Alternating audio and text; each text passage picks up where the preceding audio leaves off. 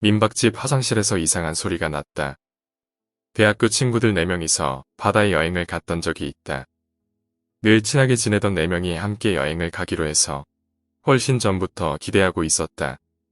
실제로 가는 길에 차 안에서는 평소보다 훨씬 즐겁게 떠들면서 처음 보는 간판이나 건물을 볼 때마다 신이 났다.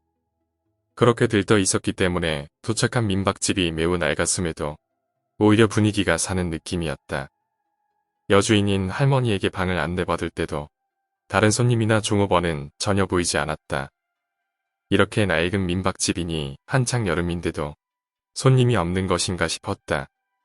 판자로 만들어진 마루는 큰 소리로 삐걱거리고 방에 화장실도 없어서 복도에 공동 화장실을 써야 했다. 화장실 천장에 달린 전구는 먼지가 가득해서 청소 좀 하라고 말하고 싶어질 정도였다. 그렇지만 화장실에서 조금 떨어진 우리 방은 생각보다 깔끔했다. 결국 낮에 바다에서 노는 게 중요하다고 생각한 나머지 그냥 넘어가기로 했다. 우리는 방에 짐을 두고 빠르게 수영을 하러 갔다. 해가 질 때까지 놀고 밖에서 저녁을 먹은 후 민박집에 돌아가니 밤 9시쯤이었다. 술을 마시면서 이야기를 나눴지만 낮에 마구 헤엄을 쳤다 보니 피곤해서 다들 슬슬 잠에 빠졌다. 그리고 나는 문득 한밤중 일어났다. 그다지 오래 잔 것 같지는 않았기에 아마 새벽 3시 정도였던 것 같았다. 친구가 크게 코를 고는 소리가 들려왔다. 나를 뺀 친구들은 모두 골아떨어져 있었다. 나는 화장실에 가고 싶어져서 친구를 깨우지 않기 위해 조심스레 방을 나왔다. 마루를 삐걱삐걱 울리면서 어두운 복도를 더듬어가며 나아갔다. 전등 스위치는 화장실 바깥에 있었다. 낮에 보았던 그 전구를 생각하며 만일 켜지지 않으면 어쩌나 겁을 먹었지만 다행히 불은 제대로 켜졌다. 생각한 대로 대단히 빛은 약했지만 어쨌거나 일은 볼 수 있는 수준이었다. 화장실은 무척이나 적막했다. 머릿속에서 여러 가지 쓸데없는 것을 생각하며 나는 빨리 돌아가고 싶은 생각에 용변을 보려 했었다. 그런데 그때 이상한 소리가 들려오기 시작했다. 처음 그것이 들렸을 때 순간적으로 어라하는 생각이 들었다. 나의 착각은 아니었던지 소리는 다시 들렸다. 바깥의 복도가 삐그덕거리고 있다. 아무래도 화장실로 오는 것 같았다. 친구 중 누군가가 화장실에 오는 것일까? 내가 방에 없고 화장실에 불이 켜져 있으니 아마 화장실에 있다는 것은 알고 있을 것이다. 마침내 그 누군가는 화장실 앞에 도착했다. 하지만 노크를 받아주기 힘든 구조의 화장실이었기에 나는 먼저 내가 있다는 것을 알려주기로 했다. 혹시 민박집 분입니까? 대답은 없었다. 그리고 철컥하는 소리와 함께 화장실의 빛이 꺼졌다. 내 손조차 보이지 않는 어둠 속에서 나는 패닉에 빠져 소리쳤다. 정말 장난치지 말라고. 이 화장실 진짜 무서워.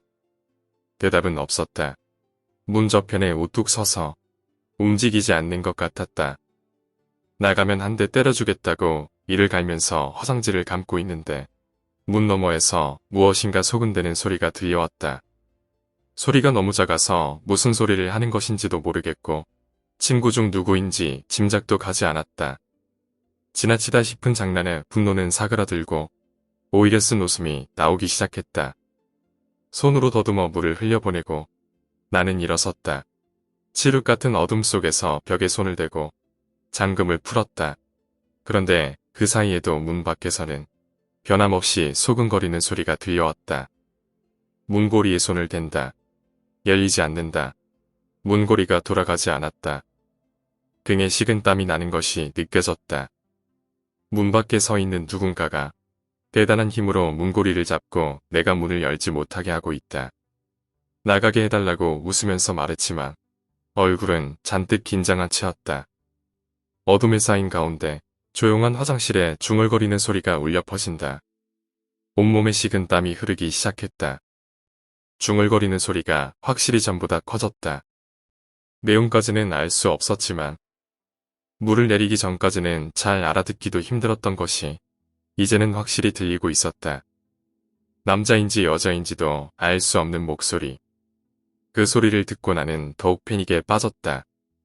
분명하게 친구들의 목소리가 아니었기 때문이었다. 그리고 갑자기 소리가 멎었다. 무서운 예감이 들어서 나는 다시 문을 잠궜다. 그러자마자 철컥하고 문고리에서 소리가 났다. 내가 문을 잠궜기 때문에 문을 돌리지 못한 것이다. 몇 번이고 계속 문고리를 돌리는 것을 보며 나는 문 너머에 있는 것이 사람이 아닐지도 모른다는 생각이 들기 시작했다. 그 무언가는 소근소근 중얼대기 시작했다. 아까 전보다 소리가 커졌다.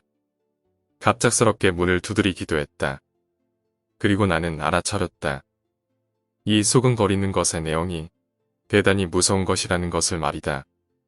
그리고 절대 들어서는 안 된다는 생각이 들었다.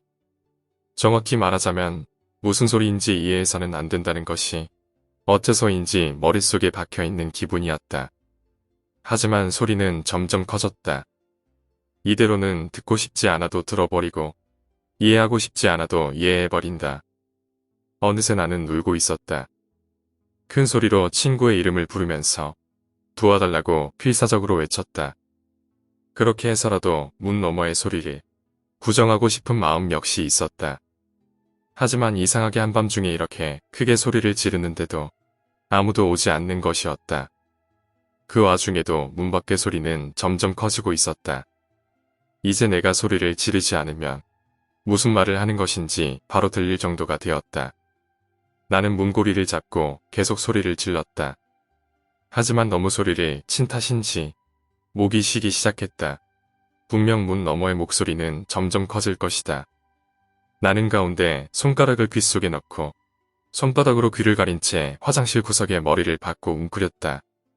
어두웠기에 어디인지도 보이지 않았지만 이미 더러운 것을 신경 쓸 상황이 아니었다. 바깥의 소리는 귀를 막아도 소리가 들릴 만큼 커져 있었다. 순간 머리에 누군가가 손을 올렸다. 깜짝 놀라서 나는 머리를 들었다. 마침내 그놈이 들어왔다고 생각했지만 문 저편에서는 아직 중얼거리는 소리가 들려오고 있었다. 순간 무슨 소리인지 이해할 것 같아져서 나는 소리를 질렀다. 다행히 이해하지는 않았지만 그 소리는 분명히 일본어였다. 도저히 무엇을 어떻게 해야 할지 알 수 없었고 완전히 지쳐 있었다.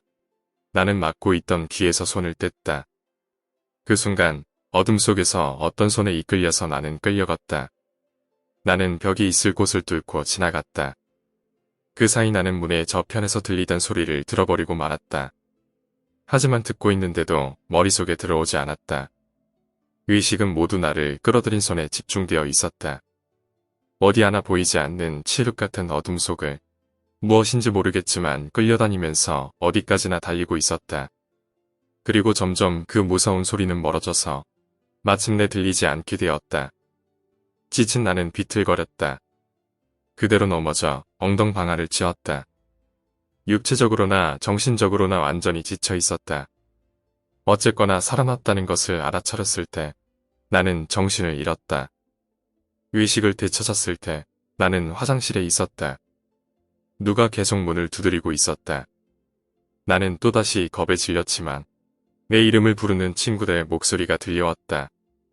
무엇보다 화장실이 밝았다. 문을 열자 힘차게 문이 열렸다. 친구들의 얼굴이 보였다. 친구들은 걱정스러운 얼굴로 나를 바라봤지만 내가 괜찮아 보이자 안심한 것 같았다. 한밤중에 소리를 지르고 큰 도마뱀이라도 나왔냐?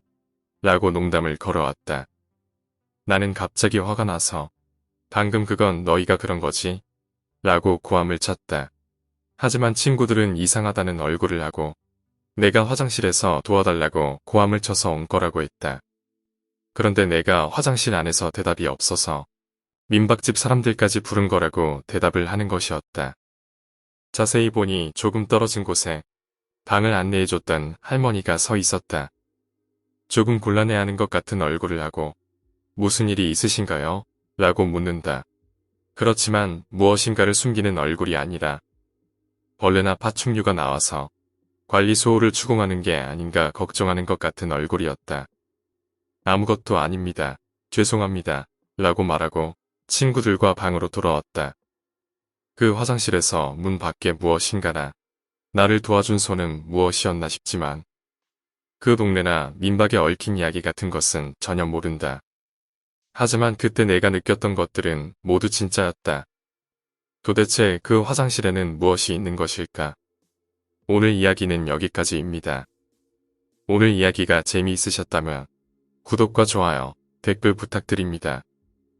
댓글은 저에게 큰 힘이 됩니다. 감사합니다.